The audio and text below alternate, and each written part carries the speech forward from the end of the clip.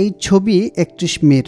এভাবেই শাহজালাল আন্তর্জাতিক বিমানবন্দরের সামনে ভিড় করেন মালয়েশিয়া গমনিচ্ছুরা। তবে টিকিট সংক্রান্ত জটিলতায় উঠতে পারেননি বিমানে। গত ৩১ মে এর পর নতুন কোনো বিদেশি কর্মীকে মালয়েশিয়া প্রবেশে নিষেধাজ্ঞা দেয় দেশটির সরকার। এতে অনিশ্চয়তায় পড়েন দেশের অন্তত ১০,০০০ শ্রমিক। তাদেরই দুজনের সঙ্গে কথা বলেছে টিভিএস। টাকা দিয়ে হয়েছে পরে ১.৫ বছর হইলো, টাকা দিয়েছি, পাসপোর্ট দিয়েছি, দেওয়ার পরে উনি আমার বলছে যে তুমি চলে যাবা, কয়েক মাসের মধ্যে তোমার তাড়াতাড়ি পাঠাই দেবো। 15 মাস নিচে টাকা নিছে, এর মধ্যে আমার দুইবারই করাইছে, মেডিকেল করাইছে। এই দুজনের বাড়ি শেরপুরে। প্রায় ১.৫ বছর আগে স্থানীয় এক দালালের মাধ্যমে মালয়েশিয়া যাওয়ার জন্য টাকা জমা দিয়েছিলেন।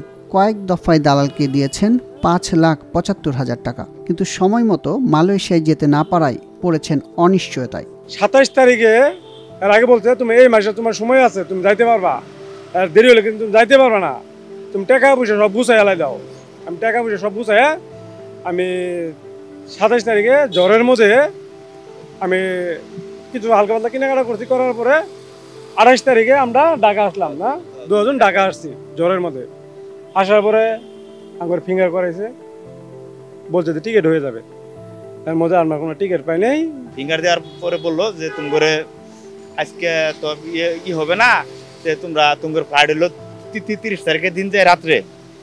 আমরা বললাম তাহলে 2 দিন ঢাকা থাকলে অনেক খরচ হবে, তাহলে আমরা শেরপুরে চলে যাই। আমরা শেরপুরে গেলাম, যাওয়ার পরে ৩০ তারিখের দিন সকালে বাড়িতে ঢাকা আসছি। ৩১ তারিখে সারাদিন আমরা এয়ারপোর্টে থাকলাম। সারাদিনের মধ্যে দালালের অনেকবার ফোন দিছি, ফোন আমার কোনো কিছু রিসিভ করে নাই। এখনও তাদেরকে আগের প্রতিশ্রুতি শুনিয়ে যাচ্ছেন ওই দালাল। আরও যেসব এজেন্সির বিরুদ্ধে অভিযোগ উঠেছে তারাও দায় চাপাচ্ছেন অন্যের উপর। হ্যাঁ,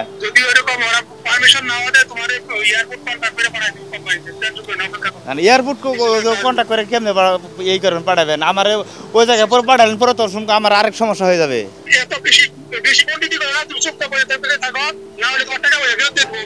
পন্ডিতে আমি করতেছি না, আপনি করতেছেন 15 মাস তো মনে করেন টাকা নিচ্ছেন, শরীরটা মনে করেন অনেক জ্বালা আছে।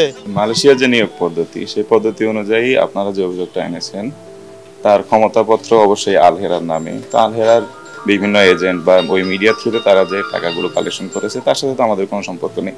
আমরা সরকার নির্ধারিত একটা খরচের বিনিময়ে প্রসেসিংগুলো করি। সেক্ষেত্রে তারা হয়তো লোকগুলোকে টিকিট শেষ মুহূর্তে সরবরাহ করতে পারেনি, এই কারণেই হয়তো বিশৃঙ্খলতা সৃষ্টি হয়েছে। এক্ষেত্রে তো নাবিরা লিমিটেডের যা করণীয় ছিল আমরা সবই করেছি। এ বিষয়ে বায়রার মহাসচিব বলছেন, সরকারের সাথে আলোচনা করে সম্ভাব্য করণীয় ঠিক করা হবে। বায়রা এবং মন্ত্রণালয় যৌথভাবে কাজ করছে, এই ফ্লাইটগুলো নিয়ে বায়রা মন্ত্রণালয় যৌথভাবে কাজ করেছে এবং যেতে পারেনি, যে সংকট যদি পরীক্ষা যেতে না পারে এই ব্যাপারে মন্ত্রণালয় যে সিদ্ধান্ত নিয়ে বাইরেও সে একই সিদ্ধান্তের সাথে একমত থাকবে। গত বৃহস্পতিবার বেসামরিক বিমান চলাচল ও পর্যটন মন্ত্রী ফারুক খান জানিয়েছিলেন, হঠাৎই মালয়েশিয়ার ডেডলাইন ঘোষণা করায় সংকটের তৈরি হয়েছে। মালয়েশিয়া সরকার 1 মাস আগে জানিয়েছে যে 31 মের মধ্যে 20,000 লোক আসতে হবে। তারা এটা নিয়ে প্রয়োজনীয় ব্যবস্থা নেয়নি। রিক্রুটিং এজেন্ট যারা এর সঙ্গে জড়িত, আমাদেরকে জানানো হয়েছে আজকে থেকে মাত্র 3 দিন আগে। এই 3 দিনের মধ্যে বিমান, তাদের বিমানের ছোট্ট ফ্লিটের মধ্যে থেকেও প্রতিদিন 3 থেকে 4টা করে এক্সট্রা ফ্লাইটের ব্যবস্থা করেছে।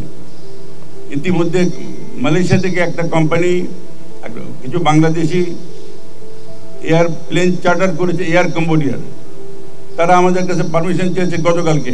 আমরা গতকালকেই সন্ধ্যার মধ্যে সেই পারমিশনে তাদেরকে দিয়ে দিয়েছি। এর থেকে এফিশিয়েন্ট হওয়া আমার মনে হয় আর কেউ হবে কিনা জানি না। এদিকে মালয়েশিয়ায় কাজ প্রত্যাশীদের ভোগান্তির জন্য দায়ীদের বিরুদ্ধে শাস্তিমূলক ব্যবস্থা নেওয়ার কথা জানিয়েছেন প্রবাসী কল্যাণ প্রতিমন্ত্রী শফিকুর রহমান চৌধুরী। জানান, মালয়েশিয়া শ্রমিকদের কর্মস্থলে পৌঁছানোর তারিখ বাড়ানোর জন্য আরও আগেই চিঠি দেওয়া হয়েছে, কিন্তু কোনো উত্তর আসেনি। তবে দূতাবাসের মাধ্যমে চেষ্টা চলমান আছে বলে জানিয়েছেন তিনি।